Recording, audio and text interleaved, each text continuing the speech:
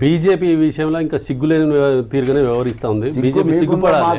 ఎందుకంటే గ్లోబల్ అయినా ఏదైనా మీరు కేంద్రంలో ఉన్నారు. మీరు ఆ రోజు కేంద్రంలో సిబిఐ ఎంక్వైరీ అయిపోయినారు. నిజంగా ప్రభుత్వంలో అవకతవకలు జరుగుతాయి, తప్పులు జరుగుతాయి, మీరు సిబిఐ ఎంక్వైరీ అయిపోయినారు. మీరు ఎంతసేపు ఉన్న రాజకీయం కోసం అవతల పార్టీల మీద ఈడీలు సిబిఐ రైడ్లు చేయాల్సిందే తప్ప మీ అధికార లాభం కోసం నెంబర్ గేమ్ కోసం తప్ప మీరు చేసేది ప్రజల మీదనో ఈ దేశం మీదనో చిత్తశుద్ధి లేదు, దేశభక్తి కూడా లేదు.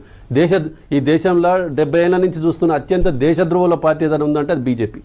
ఈ రోజు కూడా విద్యార్థులను నడి రోడ్డు మీద కర్రలు తీసుకొని మూలాలు తీసుకొని కొడుతుంటే కూడా ఇంత కూడా మానవత్వం లేదు వీళ్ళకి మాట్లాడుతందుకు. ఆ సబ్జెక్ట్ మీద మాట్లాడుతుంటే రాహుల్ గాంధీ మీద మాట్లాడతారు వీళ్ళు. అసలు సబ్జెక్ట్ ఏందో వివరించండి. విద్యార్థుల నష్టం జరిగిందా, లాభం జరిగిందా? మీరు తీసుకున్న మీ హాయంలో 10 సంవత్సరాల నుంచి ఎన్ని లీకేజీలు అయినాయని చెప్పమంటే మీ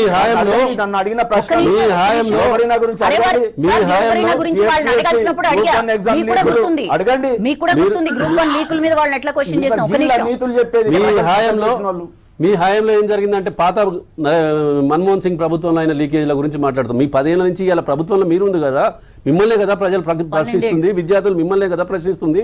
దానికి ఆన్సర్ ఇవ్వండి. మన్మోహన్ సింగ్ ప్రభుత్వంలో ఇట్లా అయింది, నెహ్రూ ముందు ఎట్లా అయింది, బ్రిటిష్ ప్రభుత్వంలో ఇది కాదు మీరు చెప్పాల్సింది. మీ ప్రభుత్వంలో ఈరోజు 10 సంవత్సరాల నుంచి ఉన్నారు. ఈరోజు కూడా మీరే బాధ్యతాయుతమైన ప్రధానమంత్రి పోస్టులు ఉన్నారు. మీ పార్టీనే దేశాన్ని వెళ్తూ ఉంది. మీరే సమాధానం ఇవ్వాల్సింది. మీరు ఎప్పుడో పోయిన 10 ఏళ్ల కింద పోయిన కాంగ్రెస్ పార్టీ గురించి మాట్లాడతారు ఏందండి? సిగ్గుండాలే బీజేపీ వాళ్ళకి మాట్లాడుతుంది. ఇప్పటికి కూడా విద్యార్థుల సమస్య మీద అరే ఆ రోజు నువ్వేం చేసినావు? ఆ రోజు అదే మా ప్రభుత్వంలో ఉన్నావు కదా, 10 ఏళ్ళు ఎంజాయ్ చేసిపోయి బీజేపీ మాట్లాడారు. 10 ఏళ్ళు టీఆర్ఎస్ పార్టీలో ఉన్నావు, పదవులు అనుభవించడం. ఆ రోజు ప్రశ్నిస్తే బాగుండేది. పర్సనల్ కాదు, వీళ్ళు మాట్లాడేది గ్లోబల్ ఇండియా గురించో దాని గురించో మాట్లాడితే చెప్తాను. ఆ రోజు మీరు అడిగితే సీనియర్ గౌరవం ఉండేది. ఆ రోజు మీరు అడగలేదు. ఈ రోజు బీజేపీ అడుగుతా ఉన్నారు కదా, ఆ రోజు మీరు పదవులలో ఉన్నారు కదా. పర్సనల్ కాదు, బీజేపీ గురించి మాట్లాడండి, విద్యార్థులకు జరుగుతున్న అన్యాయం గురించి మాట్లాడండి. మీ మంత్రిని రాజీనామా చెప్పి ప్రధాని బాధ్యత వహించాలి. ప్రధాని రాజీనామా చేయమంటే